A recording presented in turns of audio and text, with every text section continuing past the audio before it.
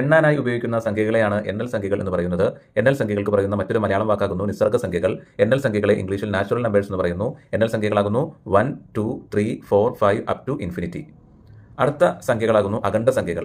അഖണ്ഡ സംഖ്യകളെ ഇംഗ്ലീഷിൽ wall numbers എന്ന് പറയുന്നു. വോൾ നമ്പേഴ്സ് ആകുന്നു 0, 1, 2, 3, 4, 5. അതായത് എണ്ണൽ സംഖ്യകളുടെ കൂടെ 0 കൊണ്ട് സ്റ്റാർട്ട് ചെയ്യുകയാണെങ്കിൽ നമുക്കതിനെ വോൾ നമ്പേഴ്സ് എന്ന് പറയാം. അടുത്തതാകുന്നു പൂർണ്ണസംഖ്യകൾ. പൂർണ്ണസംഖ്യകളെ ഇംഗ്ലീഷിൽ ഇൻഡിജേഴ്സ് എന്ന് പറയുന്നു. പൂർണ്ണസംഖ്യകൾ എന്ന് പറയുമ്പോൾ അവിടെ നെഗറ്റീവ് നമ്പേഴ്സും വരും, സീറോയും വരും, പോസിറ്റീവ് നമ്പേഴ്സും വരും. അതായത് അവിടെ നാച്ചുറൽ നമ്പേഴ്സ് ഉണ്ടാകും, അതുപോലെ സീറോ ഉണ്ടാകും, നെഗറ്റീവ് നാച്ചുറൽ നമ്പേഴ്സും ഉണ്ടായിരിക്കും. ഇത്രയും നമ്പേഴ്സ് കൂടി ചേർന്നതിനെയാണ് ഇൻഡിജേഴ്സ് എന്ന് പറയുന്നത്. അവയാകുന്നു -4, -3, -2, -1, 0, 1, 2, 3 അപ് ടു ഇൻഫിനിറ്റി. നെഗറ്റീവിൻ്റെ സൈഡിലേക്കാണെങ്കിലും അപ് ടു നെഗറ്റീവ് ഇൻഫിനിറ്റി. ഏത് നമ്പേഴ്സ് ആണെങ്കിലും ഏത് സംഖ്യകളാണെങ്കിലും ഉണ്ടാകുന്നത് ഈ കാണുന്ന 10 നമ്പേഴ്സിലെ ഏതെങ്കിലും നമ്പേഴ്സുകൾ കൂടി ചേർന്നാണ് ഈ ലോകത്തുള്ള എല്ലാ നമ്പേഴ്സും ഉണ്ടാകുന്നത്. ആ 10 അക്കങ്ങളാകുന്നു 0, 1, 2, 3, 4, 5, 6, 7, 8, 9. 2 കൊണ്ട് ഡിവൈഡ് ചെയ്യാൻ പറ്റുന്ന സംഖ്യകളെ ഈവൻ നമ്പേഴ്സ് എന്നും 2 കൊണ്ട് ഡിവൈഡ് ചെയ്യാൻ കഴിയാത്ത സംഖ്യകളെ ഓഡ് നമ്പേഴ്സ് എന്നും പറയുന്നു. ഈവൻ നമ്പേഴ്സ് ആകുന്നു 2, 4, 6, 8 up to infinity. Odd numbers ആകുന്നു 1, 3, 5, 7 അപ് ടു ഇൻഫിനിറ്റി. 1 മുതൽ n വരെ എത്ര ഒറ്റ സംഖ്യകളുണ്ട്, എത്ര ഓഡ് നമ്പേഴ്സ് ഉണ്ട് എന്ന് കാണാനായിട്ട് n+1/2 ചെയ്താൽ മതി. 1 മുതൽ n വരെ എത്ര ഈവൻ നമ്പേഴ്സ് ഉണ്ട് എന്ന് കാണാനായിട്ട് n/2 ചെയ്താൽ മതി. ഇനി ക്വസ്റ്റ്യൻ വരുവാണ് 1 മുതൽ n വരെ എത്ര ഈവൻ നമ്പേഴ്സ് ഉണ്ടെന്ന് ചോദിച്ചു. പക്ഷേ ആ n എന്ന് പറയുന്നത് ഓഡ് നമ്പർ, നമുക്ക് ഡിവൈഡ് ചെയ്യാൻ പറ്റുന്നില്ല. പക്ഷേ നമുക്ക് ഈവൻ നമ്പർ എത്ര ഉണ്ടെന്ന് കാണണം. അങ്ങനെയാണെങ്കിൽ നമ്മൾ ചെയ്യേണ്ടത് n+1/2 നിന്ന് n+1/2 കണ്ടിട്ട് അതിൽ നിന്ന് 1 കുറച്ചാൽ മതി. അവിടെ n/2 കാണാൻ പറ്റില്ലല്ലോ. അപ്പോൾ 1 മുതൽ n വരെ എത്ര ഈവൻ നമ്പേഴ്സ് ഉണ്ടെന്ന് ചോദിച്ചു. പക്ഷേ n ഡിവൈഡ് ചെയ്യാൻ പറ്റുന്നില്ല, 2 കൂടി ഡിവൈഡ് ചെയ്യാൻ പറ്റുന്നില്ല. അങ്ങനെയാണെങ്കിൽ n+1/2 ചെയ്തിട്ട് അതിൽ നിന്ന് 1 കുറച്ചാൽ മതി. ഫസ്റ്റ് n നാച്ചുറൽ നമ്പേഴ്സിന്റെ സമ്മ് കാണാനുള്ള ഇക്വേഷൻ ആകുന്നു n × n+1/2. First n even നമ്പേഴ്സിന്റെ സമ്മ് കാണാനുള്ള ഇക്വേഷൻ ആകുന്നു n × n+1. First n odd നമ്പേഴ്സിന്റെ സമ്മ് കാണാനുള്ള ഇക്വേഷൻ ആകുന്നു n². ഇപ്പോൾ ഈ കൊടുത്തിട്ടുള്ള സമ്മാനുള്ള ഇക്വേഷൻ ഉണ്ടല്ലോ, ഈ ഇക്വേഷനും ആവറേജിന്റെ ഇക്വേഷനും തമ്മിൽ മാറിപ്പോകരുത്. Average of first n natural നമ്പേഴ്സിന്റെ ഇക്വേഷൻ ആകുന്നു n+1/2. എന്നാൽ sum of first n natural നമ്പേഴ്സിന്റെ ഇക്വേഷൻ ആകുന്നു n × n+1/2. Average of first n even നമ്പേഴ്സിന്റെ ഇക്വേഷൻ ആകുന്നു n+1. എന്നാൽ sum of first n even numbers ആകുന്നു n × n+1. അടുത്തതാകുന്നു average of first n odd നമ്പേഴ്സിന്റെ ഇക്വേഷൻ ആകുന്നു n. എന്നാൽ sum of first n odd നമ്പേഴ്സിന്റെ ഇക്വേഷൻ ആകുന്നു n². അത് മാറിപ്പോകാതെ പഠിച്ചു വെക്കുക. ഹലോ ഡിയേഴ്സ്, നമ്മൾ ഇന്ന് ഡിസ്കസ് ചെയ്യാൻ പോകുന്നത് പെർഫെക്റ്റ് നമ്പർ എന്താണ് എന്നതിനെക്കുറിച്ചാണ്. പെർഫെക്റ്റ് നമ്പറിനെ മലയാളത്തിൽ അനകസംഖ്യ എന്ന് പറയും. ഒരു നമ്പറിനെ പെർഫെക്റ്റ് നമ്പർ എന്ന് പറയണമെങ്കിൽ അതിന് വേണ്ടത് 2 ക്വാളിറ്റീസ് ആണ്. ആദ്യത്തെ ക്വാളിറ്റി എന്ന് പറയുന്നത് അതൊരു പോസിറ്റീവ് ഇൻറ്റിജർ ആയിരിക്കണം. രണ്ടാമത്തെ ക്വാളിറ്റി എന്ന് പറയുന്നത് ആ നമ്പറിന്റെ പ്രോപ്പർ ഡിവൈസേഴ്സിന്റെ സം എടുക്കുമ്പോൾ അതേ നമ്പർ തന്നെ കിട്ടുകയും വേണം. ഇങ്ങനെയുള്ള 2 ക്വാളിറ്റീസ് ഒരു നമ്പറിനുണ്ടെങ്കിൽ അതിനെ പെർഫെക്റ്റ് നമ്പർ എന്ന് പറയാം. ഓക്കെ, അതൊരു പോസിറ്റീവ് ഇൻറ്റിജർ ആയിരിക്കണം. അത് മാത്രമല്ല ആ നമ്പറിന്റെ പ്രോപ്പർ ഡിവൈസേഴ്സിന്റെ സം എടുക്കുമ്പോൾ അതേ നമ്പർ തന്നെ കിട്ടുകയും വേണം. അപ്പോൾ അതിന് നമുക്ക് എക്സാമ്പിൾസ് നോക്കാം. 6 എന്ന് പറയുന്നത് ഒരു പെർഫെക്റ്റ് നമ്പറാണ്. എന്താണ് 6 എന്ന് പറയുന്നത് ഒരു പോസിറ്റീവ് ഇൻറ്റിജർ ആണ്. അത് മാത്രമല്ല 6ന്റെ പ്രോപ്പർ ഡിവൈസേഴ്സിന്റെ സം എടുക്കുക. 6ന്റെ പ്രോപ്പർ ഡിവൈസേഴ്സ് എന്ന് പറയുമ്പോൾ 1, 2, 3, 6 ഈ 4 നമ്പേഴ്സ് 6ന്റെ പ്രോപ്പർ ഡിവൈസേഴ്സ് ആകുന്നു. അവിടെ സെയിം നമ്പർ തന്നെ ഉള്ളത് എടുക്കേണ്ട. 6ന്റെ ഡിവൈസിൽ വരുന്നതാണ് 6, അത് നമുക്ക് എക്സ്ക്ലൂഡ് ചെയ്യാം. ബാക്കിയുള്ള നമ്പേഴ്സൊക്കെ ഒന്ന് ആഡ് ചെയ്ത് നോക്കൂ. 1 + 2 + 3 അവിടെ എന്ത് വരും? 6 വരും. ഓക്കെ, ഇവിടെ divisors excluding the number it self, അത് എക്സ്ക്ലൂഡ് ചെയ്യണം. ഓക്കെ, അടുത്തത് നമുക്ക് 28 എന്ന് പറയുന്നത് ഒരു പെർഫെക്റ്റ് നമ്പറാണ്. അങ്ങനെ പറയാൻ കാരണം എന്താണ്? 28 ഒരു പോസിറ്റീവ് ഇൻറ്റിജർ ആണ്. അതിൻ്റെ ഒപ്പം തന്നെ 28ന്റെ പ്രോപ്പർ ഡിവൈസേഴ്സിന്റെ സം എടുക്കുമ്പോൾ 28നെ വരികയും ചെയ്യും. 28ന്റെ പ്രോപ്പർ ഡിവൈസേഴ്സ് ഏതൊക്കെയാണ്? 1, 2, 4, 7, 14 ആൻഡ് 28. ഇവിടെ നമുക്ക് 28നെ എക്സ്ക്ലൂഡ് ചെയ്യാം. സെയിം നമ്പർ ഡിവൈസറായിട്ട് വരുന്ന ആ നമ്പറിനെ എക്സ്ക്ലൂഡ് ചെയ്തിട്ട് ബാക്കിയുള്ള നമ്പേഴ്സ് ആഡ് ചെയ്ത് നോക്കൂ. 4 + 2 6, 6 + 1 7, 7 + 7 14, 14 + 14 28. ഓക്കെ, അതുപോലെ 496, 8128 ഇതെല്ലാം പെർഫെക്റ്റ് നമ്പറിന് എക്സാമ്പിൾസ് ആകുന്നു. അപ്പോൾ പെർഫെക്റ്റ് നമ്പറിന് എക്സാമ്പിൾസ് ഏതൊക്കെയാണ്? 6, 28, 496, 8128. പെർഫെക്റ്റ് നമ്പറിന്റെ ഡെഫിനേഷൻ ആകുന്നു a perfect number is a positive integer that is equal to the sum of its proper divisors excluding the number itself. Okay, a perfect number is a positive integer that is equal to the sum of its proper divisors. ഇവിടെ ശ്രദ്ധിക്കേണ്ട കാര്യം divisors excluding the number itself. Okay, thank you. Hi all, PSC aspirants maths എന്ന സബ്ജക്റ്റിൽ നിന്നും compulsory ആയിട്ട് പഠിച്ചിരിക്കേണ്ട ഒരു unit ആകുന്നു ശരാശരി, that is average. ഈ ഒരു ചാപ്റ്ററിൽ നിന്നും നമുക്ക് ചോദിക്കുന്ന ക്വസ്റ്റൻസ് എന്ന് പറഞ്ഞാൽ കുറേ നമ്പേഴ്സ് വരും. ആ നമ്പേഴ്സിന്റെ ആവറേജ് കണ്ടുപിടിക്കാനായിരിക്കും ചോദിക്കുന്നത്. അത് പല മോഡൽ പല ടൈപ്പിൽ ആ ക്വസ്റ്റൻസ് നമുക്ക് പ്രതീക്ഷിക്കാവുന്നതാണ്. അപ്പോൾ എങ്ങനത്തെ ക്വസ്റ്റ്യൻ വന്നാലും നമുക്ക് ആവറേജ് കണ്ടുപിടിക്കാനായിട്ടുള്ള ജനറൽ ഫോർമുല എന്ന് പറഞ്ഞാൽ average is equal to sum of terms by number of terms എന്നുള്ളതാകുന്നു. നമുക്ക് തന്നിട്ടുള്ള എങ്ങനത്തെ നമ്പർ ആയിക്കോട്ടെ, ഏതൊക്കെ ടൈപ്പ് ക്വസ്റ്റൻ ആയിക്കോട്ടെ, എല്ലാ ടൈപ്പ് ക്വസ്റ്റൻസിന്റെയും ആവറേജ് അല്ലെങ്കിൽ ശരാശരി കണ്ടുപിടിക്കാനായിട്ടുള്ള ഫോർമുല എന്ന് പറയുന്നത് sum of terms by number of terms എന്നുള്ളതാകുന്നു. തുക ബൈ എണ്ണം എന്നുള്ളതാണ് ജനറൽ ഫോർമുല. പക്ഷേ ഈ ഫോർമുല നമുക്ക് എല്ലാ കേസുകളും യൂസ് ചെയ്യാൻ പറ്റില്ല. കാരണം കുറേ നമ്പേഴ്സ് വന്നിട്ടുണ്ടെങ്കിൽ നമുക്കതെല്ലാം കൂട്ടി അതിന്റെ നമ്പർ കൊണ്ട് ഡിവൈഡ് ചെയ്യുക എന്ന് പറയുന്നത് അത്ര പോസിബിൾ അല്ല. അതുകൊണ്ട് തന്നെ നമുക്ക് പല സ്പെസിഫിക് ആയിട്ടുള്ള കേസസ് നമ്മൾ എടുക്കാറുണ്ട്. അതിൽ ഒന്നാമത്തെ ഒരു കേസ് എന്ന് പറഞ്ഞാൽ നമുക്ക് തന്നിട്ടുള്ള നമ്പേഴ്സിന്റെ കോമൺ ഡിഫറൻസ് സെയിം ആണെങ്കിൽ, അതായത് കൃത്യമായ അരിത്തമെറ്റിക് പ്രോഗ്രഷൻ വെച്ചാണ് നമ്പേഴ്സ് പോകുന്നത് എങ്കിൽ ആവറേജ് കണ്ടുപിടിക്കാനായിട്ട് നമുക്ക് യൂസ് ചെയ്യാൻ കഴിയുന്ന ഫോർമുല എന്ന് പറയുന്നത് first time plus last time by 2 എന്ന് പറയുന്ന ഫോർമുല ഉപയോഗിക്കാം. നമുക്ക് തന്നിട്ടുള്ള നമ്പർ പാറ്റേൺസിലെ കോമൺ ഡിഫറൻസ് സെയിം ആണ്, അത് അരിത്തമെറ്റിക് പ്രോഗ്രഷനിലാണ് പോകുന്നത് എങ്കിൽ നമുക്ക് ആവറേജ് കണ്ടുപിടിക്കാനായിട്ട് first time plus last time by 2 എന്ന് പറയുന്ന ഫോർമുല നമുക്ക് ഉപയോഗിക്കാവുന്നതാണ്. ഇനി ഇതിലും നമുക്ക് കുറെ സ്പെസിഫിക് കേസസ് വരുന്നുണ്ട്. അതിൽ 3 നമുക്ക് പ്രധാനമായിട്ട് പഠിക്കാനുള്ളത്. ഒന്നാമത്തെ ഒരു ടൈപ്പ് എന്ന് പറഞ്ഞാൽ ആദ്യത്തെ n നാച്ചുറൽ നമ്പേഴ്സിന്റെ ശരാശരി കണ്ടുപിടിക്കാനാണ് ക്വസ്റ്റൻ എങ്കിൽ, അതായത് ഫസ്റ്റ് n നാച്ചുറൽ നമ്പേഴ്സിന്റെ, നാച്ചുറൽ നമ്പേഴ്സ് എന്ന് പറയുമ്പോൾ എണ്ണൽ സംഖ്യ, ഫസ്റ്റ് n നാച്ചുറൽ നമ്പേഴ്സിന്റെ ആവറേജ് കണ്ടുപിടിക്കാനുള്ള ഫോർമുലയാകുന്നു n+1/2. രണ്ടാമത്തെ ഒരു ടൈപ്പാണ് ഫസ്റ്റ് n ഈവൻ നമ്പേഴ്സിന്റെ ആവറേജ് കണ്ടുപിടിക്കാനുള്ള ഫോർമുലയാകുന്നു n+1. മൂന്നാമത്തെ ഒരു ടൈപ്പ് ആകുന്നു ഫസ്റ്റ് n ഓഡ് നമ്പേഴ്സിന്റെ ആവറേജ് കണ്ടുപിടിക്കാനുള്ള ഫോർമുലയാകുന്നു n. അപ്പോൾ ആദ്യത്തെ n നാച്ചുറൽ നമ്പേഴ്സിന്റെ ശരാശരി കണ്ടുപിടിക്കാനായിട്ട് n+1 എന്ന് പറയുന്ന n+1/2 എന്ന് പറയുന്ന ഫോർമുല ഉപയോഗിക്കാം. ഫസ്റ്റ് n ഈവൻ നമ്പേഴ്സിന്റെ ആവറേജ് കണ്ടുപിടിക്കാനായിട്ട് നമുക്ക് n+1 എന്ന് പറയുന്ന ഫോർമുല ഉപയോഗിക്കാം.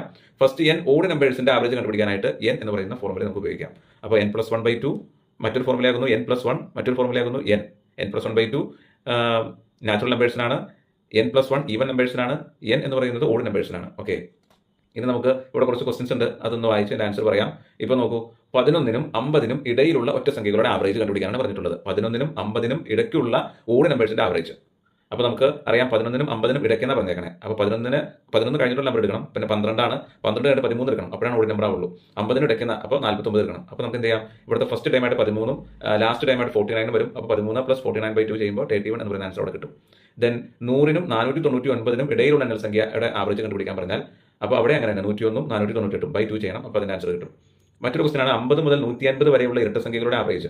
അപ്പോൾ 50 മുതൽ 150 വരെയാണ്, അപ്പോൾ നമുക്ക് 50 കൂടി എടുക്കാം. 50 ഒരു ഈവൻ നമ്പറാണ്, 150 കൊടുക്കാം, അത് ഈവൻ നമ്പറാണ്. അപ്പോൾ അവിടെ 50 + 150/2 ചെയ്യുമ്പോൾ അവിടുത്തെ ആവറേജും കിട്ടും. ഓക്കെ, ഇനി നമ്മുടെ അടുത്ത് പറയുകയാണ് 49 മുതൽ 150 വരെയുള്ള ഇരട്ട സംഖ്യകളുടെ ആവറേജ് കണ്ടുപിടിക്കാൻ പറഞ്ഞാൽ 49 എടുക്കണ്ട, കാരണം 49 ഓഡ് നമ്പറാണ്. അപ്പോൾ നമുക്ക് 50 എടുക്കാം. 50 മുതൽ 150 വരെ എടുത്താൽ 50 + 150/2 100 എന്ന് വരും. ഇതുപോലെ 17 മുതൽ 50 വരെയുള്ള ഈവൻ നമ്പേഴ്സിന്റെ ആവറേജ് കണ്ടുപിടിക്കാൻ പറഞ്ഞാൽ 18 എടുക്കാം, പിന്നെ 50 എടുക്കാം. 18 + 50/2 34 വരും. അപ്പോൾ ആ രീതിയിൽ നമുക്ക് ആവറേജ് കാണാം. അപ്പോൾ നമ്മൾ എടുക്കുന്ന നമ്പേഴ്സിന്റെ കോമൺ ഡിഫറൻസ് സെയിം ആണ് എങ്കിൽ നമുക്ക് അവിടെ ആവറേജ് കാണാനായിട്ട് a+l/2, അതായത് first time plus last time by 2 എന്ന് പറയുന്ന ഫോർമുല ഉപയോഗിച്ചാൽ മതി. ഓക്കെ, ഇനി എണ്ണൽ സംഖ്യ, ഓഡ് സംഖ്യ, ഈവൻ നമ്പർ എന്നൊക്കെ ഉള്ളത് ഫസ്റ്റ് ആദ്യത്തേത് നമ്മൾ തുടങ്ങുകയാണെങ്കിൽ നമുക്ക് മറ്റേ സ്പെസിഫിക് ആയിട്ടുള്ള ഫോർമുല ഉപയോഗിക്കാവുന്നതാണ്. Okay, thank you. Hi all, നമ്മൾ ഇന്ന് ഡിസ്കസ് ചെയ്യാൻ പോകുന്നത് ക്ലോക്ക് പ്രോബ്ലംസുമായി റിലേറ്റ് ചെയ്തുകൊണ്ട് PSC എക്സാംസിന് ചോദിക്കുന്ന 2 ടൈപ്പ് പ്രോബ്ലംസിനെ കുറിച്ചാണ് നമ്മൾ ഇന്ന് ഡിസ്കസ് ചെയ്യാൻ പോകുന്നത്. അതിൽ ഒന്നാമത്തെ ടൈപ്പ് പ്രോബ്ലം എന്ന് പറയുന്നത് മിറർ ഇമേജ് ആകുന്നു. സമയത്തിന്റെ മിറർ ഇമേജുമായി റിലേറ്റ് ചെയ്ത് വരുന്ന പ്രോബ്ലംസ് ആണ് ഒന്നാമത് ചോദിക്കാറുള്ളത്. രണ്ടാമത്തെ ടൈപ്പ് പ്രോബ്ലം എന്ന് പറഞ്ഞാൽ നമുക്കൊരു സമയം തരും, ആ സമയത്തിലെ മിനിറ്റ് ഹാൻഡും അതുപോലെ ഹവർ ഹാൻഡും തമ്മിലുള്ള ആംഗിൾ ചോദിക്കും. ഇത്തരത്തിലുള്ള 2 ടൈപ്പ് പ്രോബ്ലംസ് നമുക്ക് ചോദിക്കാറുള്ളത്. അപ്പോൾ നമുക്ക് ഫസ്റ്റ് ടൈപ്പ് പ്രോബ്ലം നോക്കാം. അത് മിറർ ഇമേജ് എന്നുള്ളതാകുന്നു. ആ ഒരു പ്രോബ്ലത്തിൽ നമ്മളോട് ചോദിക്കുന്നത് നമുക്കൊരു ശരിക്കുള്ളൊരു സമയം തരും, ഒരു റിയൽ ടൈം തരും, ആ ടൈമിന്റെ മിറർ ഇമേജിൽ വരുന്ന ടൈം എന്താണെന്ന് ചോദിക്കും. അല്ലെങ്കിൽ മിറർ ഇമേജിൽ വരുന്ന ഒരു ടൈം തരും, അതിന്റെ ശരിക്കുമുള്ള സമയം റിയൽ ടൈം എന്താണെന്ന് നമ്മളോട് ചോദിക്കും. ഇത്തരത്തിലുള്ള മിറർ ഇമേജുമായി റിലേറ്റ് ചെയ്ത് വരുന്ന പ്രോബ്ലംസ് ആകുന്നു ഫസ്റ്റ് ടൈപ്പിൽ വരുന്നത്. ഇങ്ങനത്തെ പ്രോബ്ലം തന്നു കഴിഞ്ഞാൽ വളരെ സിമ്പിളാണ്. നമ്മൾ ക്വസ്റ്റ്യനിൽ മിറർ ഇമേജ് ആയിക്കോട്ടെ അല്ലെങ്കിൽ റിയൽ ഇമേജ് ആയിക്കോട്ടെ, അതിന്റെ റിയൽ ടൈമോ മിറർ ടൈമോ ചോദിച്ചാൽ നമ്മൾ ചെയ്യേണ്ടത് ഇത്രയേ ഉള്ളൂ. തന്നിരിക്കുന്ന സമയം 11 മണിക്ക് താഴെ ആണെങ്കിൽ നമ്മൾ ആ സമയത്തിൽ നിന്നും 11:60 കുറച്ചാൽ മതി. ഓക്കെ, ഇനി നമുക്ക് തന്നിരിക്കുന്ന സമയം എന്ന് പറയുന്നത് 11 മണിക്ക് മുകളിലാണെങ്കിൽ നമുക്ക് തന്നിട്ടുള്ള സമയത്തെ 23:60 നിന്നും കുറച്ചാൽ മതി.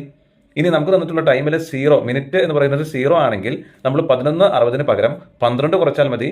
അതുപോലെ 23:60 പകരം 24 കുറച്ചാൽ മതി. ഓക്കെ, ഇപ്പോൾ നമുക്ക് ജസ്റ്റ് ഒരു എക്സാമ്പിൾ നോക്കാം. ഇപ്പോൾ നമ്മൾ കണ്ണാടിയിലാണ് നോക്കുന്നത്. കണ്ണാടിയിൽ നോക്കുമ്പോൾ സമയം 9:30 കാണിക്കുന്നത്. അങ്ങനെയാണെങ്കിൽ അതിന്റെ യഥാർത്ഥ സമയം എന്താണെന്നാണ് ചോദിച്ചിട്ടുള്ള ഫസ്റ്റ് ക്വസ്റ്റ്യൻ. ഇതിന്റെ ആൻസർ എങ്ങനെ എഴുതാം? നമുക്ക് തന്നിട്ടുള്ള ടൈം നോക്കുക. സമയം എത്രയാണ്? 9:30. 9:30 എന്ന് പറയുന്ന സമയം 11 മണിയേക്കാൾ താഴെയുള്ള സമയമാണ് അല്ലേ? അതുകൊണ്ട് തന്നെ 11:60 - 9:30 ഇത് കുറയ്ക്കുമ്പോൾ 2:30 എന്ന് പറയുന്ന സമയം കിട്ടും. ഇതാണ് യഥാർത്ഥ സമയം. ഇനിയോ 11 മണിയാണെന്നിരിക്കട്ടെ. 11 മണിയാണെങ്കിലും നമ്മൾ അങ്ങനെ തന്നെ ചെയ്താൽ മതി. 11:60 നിന്നും 11 മണി കുറച്ചാൽ മതി. അപ്പോൾ 60 എന്ന് കിട്ടും.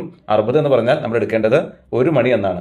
60 എന്ന് പറഞ്ഞാൽ നമ്മൾ എടുക്കേണ്ടത് 1 മണി എന്നാണ്. ഓക്കെ, അതൊന്ന് ശ്രദ്ധിക്കുക. ബാക്കിയുള്ളത് 8:30 എന്ന് പറയുന്ന സമയമാണെങ്കിൽ നമ്മൾ എന്ത് ചെയ്യണം? 11:60 നിന്നും 8:30 കുറയ്ക്കുക. അപ്പോൾ എത്ര വരും? 3:30 വരും. ഓക്കെ, ഇനി 12:40 സമയമെങ്കിലോ? 12:40 എന്ന് പറഞ്ഞാൽ 11 മണിയേക്കാൾ കൂടുതലാണ്. അപ്പോൾ കുറയ്ക്കേണ്ട വാല്യൂ ഏതാണ്? 23:60 നിന്നും 12:40 കുറയ്ക്കുക. അപ്പോൾ നമുക്ക് 11:20 സമയം കിട്ടുന്നത്. ഡൗട്ട് ഇല്ലല്ലോ? ക്ലിയർ അല്ലേ? അപ്പോൾ ഇത്രയേ ഉള്ളൂ. നമുക്ക് തന്നിട്ടുള്ള സമയം എന്ന് പറയുന്നത് 11 മണിക്ക് താഴെയാണെങ്കിൽ 11:60 നിന്ന് കുറയ്ക്കുക, 11 മണിക്ക് മുകളിലാണെങ്കിൽ 23:60 നിന്ന് കുറയ്ക്കുക. മിനിറ്റ് 0 ആണെങ്കിൽ കുറയ്ക്കുന്ന സമയത്ത് എന്ത് ചെയ്യണം? 11:60 എന്നുള്ളത് 12 മണിയായിട്ട് എടുക്കണം, 23:60 എന്ന് പറയുന്നത് 24:0 ആയിട്ട് എടുക്കണം, എന്നിട്ട് കുറച്ചാൽ മതി. ഓക്കെ, ഇനി നമ്മൾ അടുത്ത് ചെയ്യാൻ പോകുന്നത്, നമുക്കൊരു സമയം തരുന്നു, ആ സമയത്തിന്റെ ആംഗിളാണ് ചോദിച്ചിട്ടുള്ളത്. ഓക്കെ, അങ്ങനെ ചോദിച്ചു കഴിഞ്ഞാൽ ഇപ്പോൾ ഒരു ഉദാഹരണം പറഞ്ഞാൽ നമുക്ക് തന്നിട്ടുള്ള ടൈം എന്ന് പറയുന്നത് ഒരു 1:05 എന്നുള്ള ടൈം, അല്ലെങ്കിൽ 12:30 എന്ന് പറയുന്ന ടൈം, ഇങ്ങനെ ഏതൊരു സമയം തന്നെ, അല്ലെങ്കിൽ 10:10 എന്നുള്ള ടൈം ഇങ്ങനെ തന്നു കഴിഞ്ഞാൽ ഈ പറയുന്ന മിനിറ്റ് സൂചിയുടെയും അതുപോലെ അവർ ആൻഡിൻ്റെയും ഇൻ ബിറ്റ്വീൻ ആയിട്ട് വരുന്ന ആംഗിൾ നമ്മളോട് ചോദിച്ചു. അങ്ങനെ ചോദിക്കുമ്പോൾ നമ്മളോട് ഉപയോഗിക്കേണ്ട ഫോർമുല എന്ന് പറയുന്നത് formula angle is equal to 30h - 11/2 into M ആകുന്നു. 30h എന്ന് പറയുന്നത് അവർ ആൻഡിലുള്ള ടൈമാണ് എഴുതേണ്ടത്, എം എന്ന് പറയുന്നത് മിനിറ്റ് ആൻഡിലുള്ള ടൈമാണ് എഴുതേണ്ടത്. ഈ ഫോർമുല ഉപയോഗിച്ചാൽ നമുക്ക് ആൻസർ കിട്ടും. അപ്പോൾ ക്ലോക്കിലെ ആംഗിൾ കാണാനുള്ള ജനറൽ ഫോർമുല എന്ന് പറയുന്നത് 30h - 11/2 എം എന്നാകുന്നു. ഓക്കെ, ഇനി നമുക്ക് ചില സമയങ്ങൾ 12:30 അല്ലെങ്കിൽ 12:45 പോലത്തെ സമയങ്ങൾ ചെയ്യുമ്പോൾ നമുക്ക് 180 ഡിഗ്രിയേക്കാൾ കൂടുതലുള്ള കോൺ കിട്ടിക്കഴിഞ്ഞാൽ, 180 ഡിഗ്രിയേക്കാൾ കൂടുതലുള്ള ആംഗിൾ കിട്ടിക്കഴിഞ്ഞാൽ നമ്മൾ ചെയ്യേണ്ടത് എന്താണ്? 360 നിന്നും ആ വാല്യൂ കുറച്ചിട്ടുള്ളതാണ് യഥാർത്ഥമായ ആംഗിൾ എന്ന് പറയുന്നത്. ചില കേസുകളിൽ നമ്മൾ ഈ ഫോർമുല അപ്ലൈ ചെയ്യുമ്പോൾ നമുക്ക് 180 ഡിഗ്രിയേക്കാൾ കൂടുതലുള്ള വാല്യൂ കിട്ടും, 270 അല്ലെങ്കിൽ 182 അല്ലെങ്കിൽ 350 അങ്ങനെയൊക്കെയുള്ള വാല്യൂസ് കിട്ടും. അങ്ങനെ കിട്ടിക്കഴിഞ്ഞാൽ 180 ഡിഗ്രിയേക്കാൾ കൂടുതലാണ് നമുക്ക് കിട്ടുന്ന ആംഗിൾ എങ്കിൽ 360 ഡിഗ്രിയിൽ നിന്നും ആ ആംഗിൾ സബ്സ്ട്രാക്ട് ചെയ്യുമ്പോൾ കിട്ടുന്നതായിരിക്കും ശരിയായ കൃത്യമായ ആംഗിൾ എന്ന് പറയുന്നത്. ഓക്കെ, അപ്പോൾ ക്ലോക്കിലെ കോൺ കാണാനുള്ള ജനറൽ ഫോർമുല ആകുന്നു 30h - 11/2 എം. പിന്നെ നമ്മളോട് ചോദിക്കുന്ന മറ്റൊരു ടൈപ്പ് ക്വസ്റ്റ്യൻ ആകുന്നു, ക്ലോക്കിലെ മിനിറ്റ് ഹാൻഡും അവർ ഹാൻഡും 180 ഡിഗ്രി വരുന്നത് ഒരു ദിവസത്തിൽ എത്ര തവണയാണെന്ന്. ഒരു ദിവസത്തിൽ 22 പ്രാവശ്യമാണ് ക്ലോക്കിലെ മിനിറ്റ് ഹാൻഡും അവർ ഹാൻഡും 180 ഡിഗ്രി കാണിക്കുന്നത്.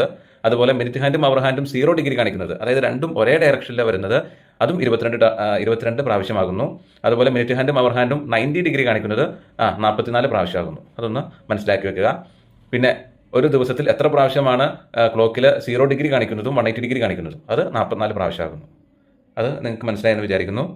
ഓക്കെ, അപ്പോൾ ഇത്തരം പ്രോബ്ലംസാണ് നമുക്ക് ക്ലോക്കുമായി റിലേറ്റ് ചെയ്തുകൊണ്ട് PSC എക്സാംസിന് ചോദിക്കാറുള്ളത്. മനസ്സിലായെന്ന് കരുതുന്നു. താങ്ക്